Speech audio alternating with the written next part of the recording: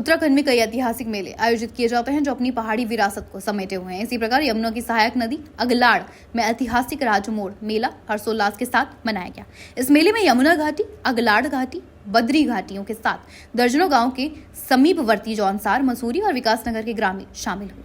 रविवार को सैकड़ों की संख्या में ग्रामीण एक साथ नदी में उतरे और कई टन मछलियां पकड़ी। मेले के दौरान ढोल दमाओं की थाप पर ग्रामीणों ने पारंपरिक नृत्य भी किया। ये मोड़ मेला लगभग 159 साल पुराना है और इतिहासकारों का मानना है कि ये 1866 में राजशाही काल में शुरू हुआ था।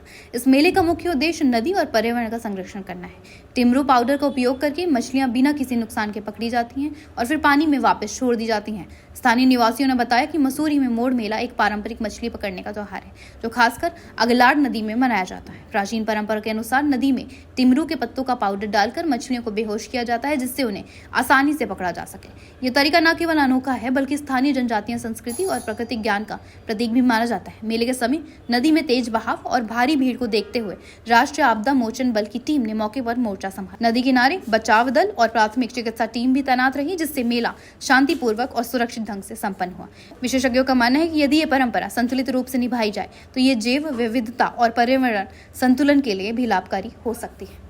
पहले आपके चैनल का मैं शुक्रिया अदा करता हूं कि आप हर वर्ष की भांति यहाँ पर आते हैं और यहाँ की जो समस्याएं यहाँ की समस्या को सबके सामने उजागर करते हैं। जैसा कि आपने बोला कि क्या बोलते हैं इसका मोटिव क्या है। मोटिव ये हमारे पौराणिक हमारे बुजुर्गों से चलता आया, जब हम राजशाही में हुआ करते थे उससे चलता है एक परंपरा राजा के समय से। ये हमारे लोगों का ये मानना है कि यहाँ पर हम राजा जी को बुलाते थे और राजा जी को हम वहाँ डंडी कंडियों के माध्यम से यहाँ पर जो राजमोड़ है वहाँ तक पहुँचाते थे उनको।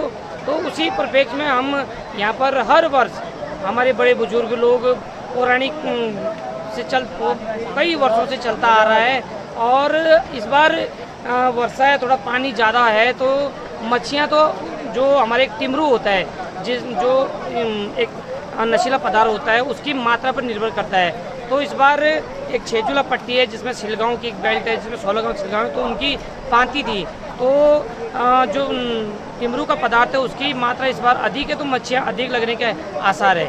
SDRF के जवान लगाए गए हैं तो ये इसलिए लगाए गए हैं क्योंकि यहाँ पर काफ़ी तादाद में महिलाएँ जो छोटी लड़कियां होती है और छोटे बच्चे होते हैं वो इस मोड़ मेले में अधिकतर प्रतिभाग करते हैं। तो उनकी सुरक्षा को मद्देनजर रखते हुए यहाँ पर SDRF के लोग और पुलिस प्रशासन के लोग KMT थाने से तैनात है। तो बहुत अच्छी व्यवस्था है पुलिस प्रशासन की भी।